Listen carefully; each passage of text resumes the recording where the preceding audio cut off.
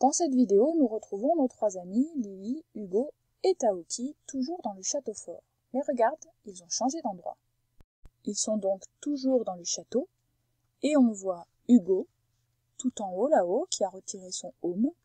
On voit également Lily, toujours déguisée en princesse, avec à ses côtés une deuxième princesse. Et on voit Taoki ici, juste là, tu vois, en train de voler à côté du fou du roi. Ouais, c'est comme ça qu'on appelle cette personne déguisée un peu en joker. Et puis on y retrouve ici un saltimbanque, un chanteur, des saltimbanques d'ailleurs, puisqu'ils sont plusieurs à chanter et à jouer de la musique. Ils étaient là pour distraire les gens de la cour qui mangeaient autour d'une grande table. Et ceci s'appelait un banquet. Alors le mot banquet, tu le connais, régulièrement on l'utilise pour les conscrits. On y retrouve des gâteaux, des énormes animaux cuits, de la viande, regarde, c'est gros. Ici aussi, on y retrouve du pain, on y retrouve des fruits, et on y retrouve des gens qui dansent, toujours habillés comme au Moyen-Âge. Alors, petit détail, tu vois une assiette, un couteau, une fourchette. Sache qu'au Moyen-Âge, eh bien, il n'y avait pas tout ça autour de l'assiette. Il n'y avait parfois même pas d'assiette.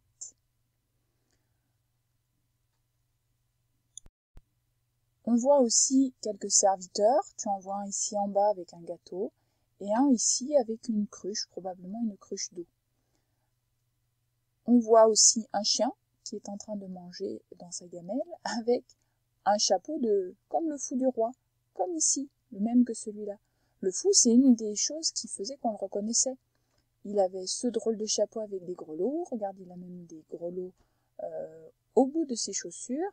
Il a un collant, d'ailleurs il y en a d'autres qui ont des collants, hein. Regarde celui qui tape du tambourin, celui qui joue ici ton instrument est probablement une mandoline, c'est une sorte de guitare, tu vois, avec un coffre arrondi, voilà, une caisse arrondie.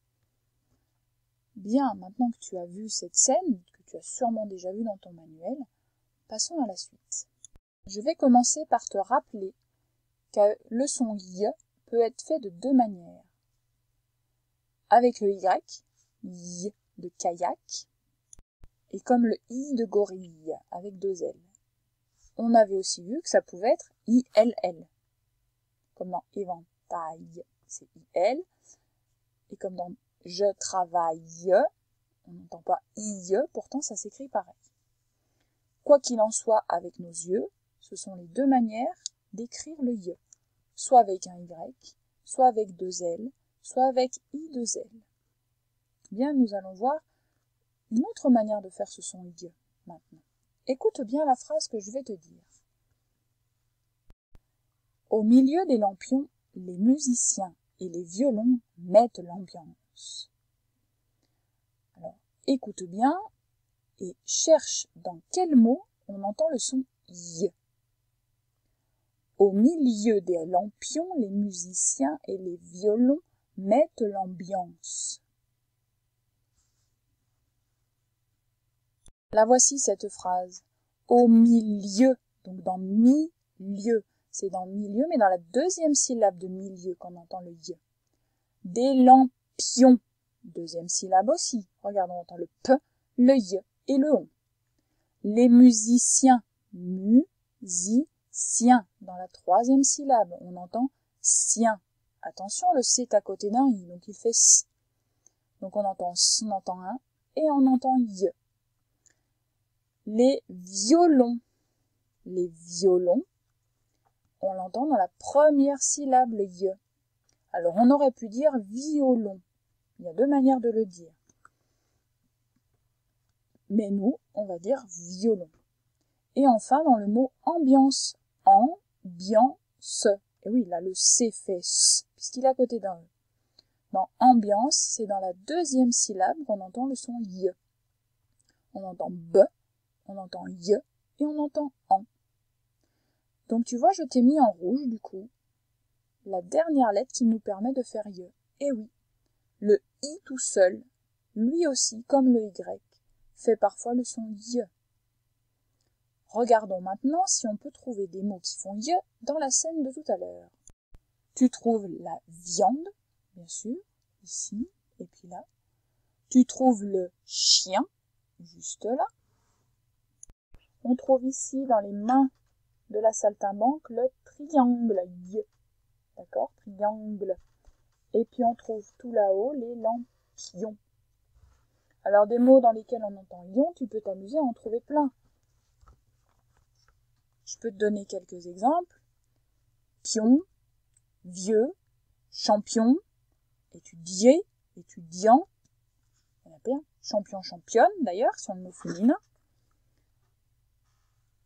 Il y en a un certain nombre, tu peux t'amuser si tu veux aller chercher. Donc voici nos mots repères. Tu vois que du coup, ça fait yan, y et ang de viande.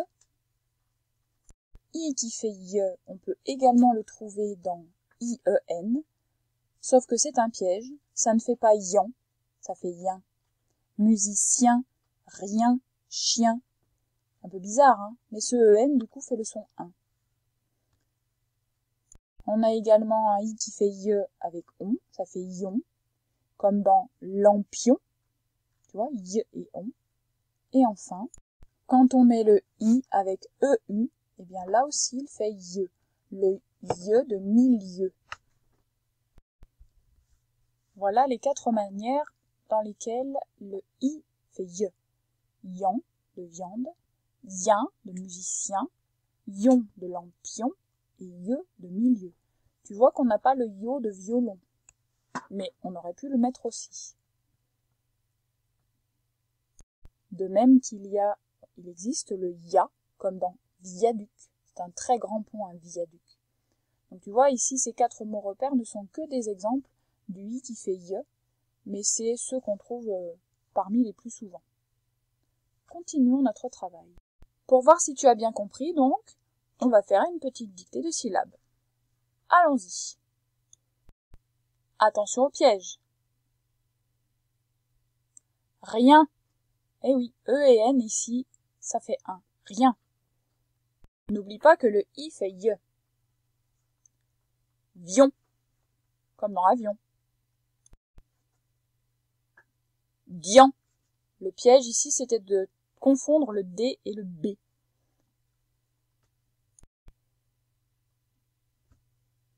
Pieux. E et U, ça fait E, n'oublie pas.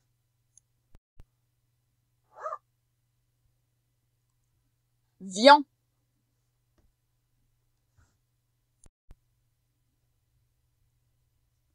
Mion, le mion de camion. Bieux. Ici, le piège, c'était de confondre le D et le B. Bieux. Sur cette diapositive, je t'ai mis plusieurs mots. Alors, tu vas mettre la vidéo en pause et les lire les uns après les autres.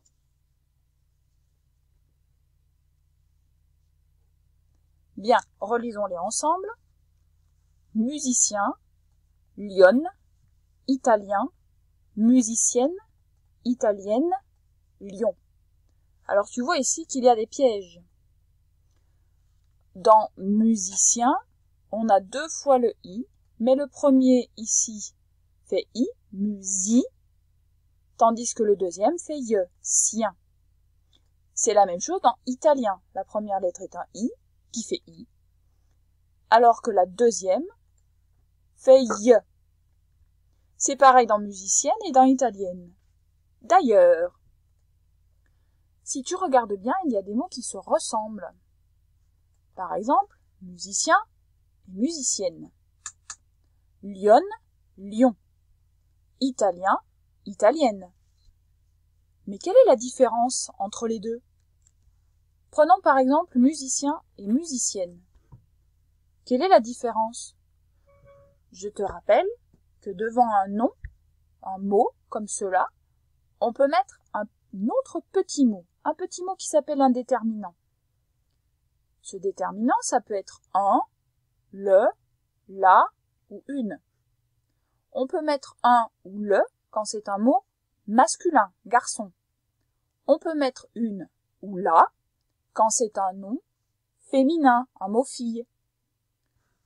Regardons donc les mots masculins. Lesquels vois-tu? Voici ici les mots masculins en bleu et les mots féminins en rose. Tu vois qu'à chaque fois, j'ai mis un pour les mots masculins. Un musicien, un italien ou un lion. J'aurais pu mettre aussi le lion. Ça, c'était possible. J'aurais pu mettre le musicien. J'aurais pas pu dire le italien. J'aurais dû mettre l'italien. Et le piège de ce mot-là, eh bien, c'est qu'on ne sait pas s'il est masculin ou féminin quand on met L'. Donc, laissons le 1. Maintenant, c'est pareil, en rose, tu vois, j'ai mis une lionne, une musicienne, une italienne. J'aurais pu mettre la lionne, la musicienne. J'aurais pu mettre la italienne? Non. Là, tu vois, j'aurais dû mettre un L'. Maintenant, mettons face à face les mots qui vont ensemble. Tu vois d'abord que j'ai transformé le petit mot à chaque fois. Le est devenu la, un est devenu une. Et regarde bien maintenant ce que j'ai fait avec le mot. Musicien est devenu musicienne. Lion est devenu lionne. Italien est devenu italienne. Et on a rajouté à chaque fois la même chose. À chaque fois, pour le féminin, j'ai rajouté un N et un E, ce qui fait que j'ai 2 fois la même lettre à la fin. Et du coup, dans musicienne, mon E fait E, puisqu'il est devant 2 fois la même lettre. Et dans italienne, c'est pareil. Alors, essayons maintenant, que tu as compris, avec les mots suivants. Un comédien, ça va devenir une comédienne. Tu vois que j'ai rajouté NE. Un chien va devenir une chienne. Tu vois que ça change la manière de prononcer, mais quand on l'écrit, en fait, ça se ressemble vraiment. On continue. Un champion. Une championne. Tu vois, j'ai rajouté le N et le E. Un Canadien. À lui, on lui met une majuscule. Je transforme mon petit mot devant en une et je rajoute NE. Tu as vu d'ailleurs, c'est la même chose pratiquement. De 1, je passe à une. J'entends le N et le E, et bien pareil dans canadienne. Le dernier, un magicien. Ça devient une magicienne. J'ai rajouté le N et le E, et mon E, dernier E, s'entend et se transforme en E. Et maintenant, pour vérifier que tu as bien compris, eh bien, je te laisse prendre ton fichier à la page 52 et faire l'exercice 1, où tu dois entourer de la couleur demandée quand tu entends les sons suivants. Donc, quand tu entends yan, tu vas faire en rouge. Quand tu entends yin, attention, c'est pas yan, c'est yin, ce sera en jaune. Quand tu entends ye, ce sera en bleu et yon en vert. Les dessins, avion, viande, chien, milieu, magicien, pieuvre, camion, dépliant. Ensuite, le 2, tu coloris toutes les cases où tu vois des mots en ion, donc tu te sers de tes yeux. Attention, il y a des pièges, parfois on s'est amusé à inverser les lettres. Tandis que dans le 3, tu entoures tous les mots où tu vois yan. Donc là aussi, attention, parfois le i, le a et le n ne sont pas dans le même ordre. Pour le 4, tu dois faire la différence entre yin et ye. Le problème dans tes yeux, c'est que tu vois, ça se ressemble beaucoup et que la dernière lettre, elle est juste pas dans le même sens. Il faudra être très attentif avec tes yeux. Dans le 5, tu dois, avec le nom d'un pays, tu dois trouver le nom de l'habitant de ce pays, comme tout à l'heure, le Canada et le Canadien. Comme dans l'exemple, Algérie, Algérien. Tu vois que quand il y a un E qu'on n'entend pas, muet, on l'enlève et on rajoute yen. C'est pareil dans tous les mots. Brésil va donner brésilien, Italie va donner italien, Canada, canadien, Arménie, arménien, Australie, australien.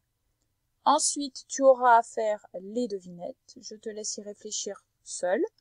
Lis-les bien. N'oublie pas que un tiret égale une lettre. Et enfin, l'exercice 7, c'est une dictée de phrases. J'ai envoyé les dictées à tes parents, les phrases à dicter, et tu vas devoir essayer de les écrire bien comme il faut. Fais très attention aux sons et aux lettres. Tu es tout à fait capable de réussir cet exercice. Allez, c'est à toi. Bon travail.